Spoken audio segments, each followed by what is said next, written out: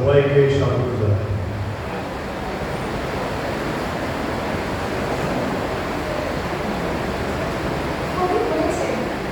স্মৃতির মাটি জীবনের ছবি কে আঁকতে যায় জানি না, কিন্তু যেই আঁকুক সে ছবি আঁকে।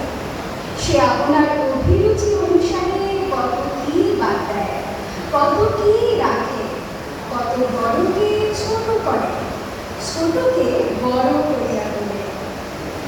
সে আগের জিনিসকে পাছে ও পাছের জিনিসকে আগে সাজাইতে কিছু মাত্র দ্বিধা করে না। বস্তুত তাহার কাজই ছবি আঁকা, ইতিহাস লেখা নয়। আজ আমরা সেই ছবি আঁকার কাজটাই করব।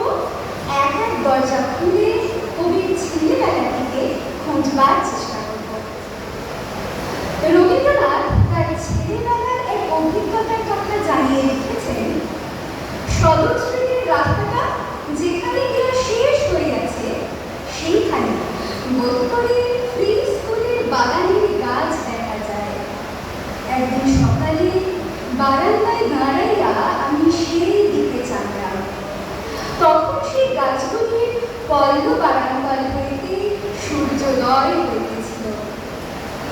চাহিয়া থাকিতে থাকিতে হঠাৎ এক মুহূর্তের মধ্যে আমার চোখের উপর হইতে যেন একটা পর্দা সরিয়া গেল। কবি মনে এই অঙ্কুরের বীজ যেন তিনি বুনে দিয়েছেন ছোটদের জন্য লেখা তার বিভিন্ন কবিতায়।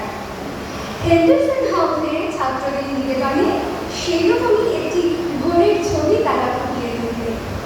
আজকের অনুষ্ঠানের প্রথম নিবেদনের অংশগ্রহণে রয়েছে 5C ছাত্র আরিয়াংশু ঘোষ, 5A ছাত্র শেখ শকিব আহমেদ এবং 4C ছাত্র স্পন্দন সাহা। তাদের মঞ্চে আসার জন্য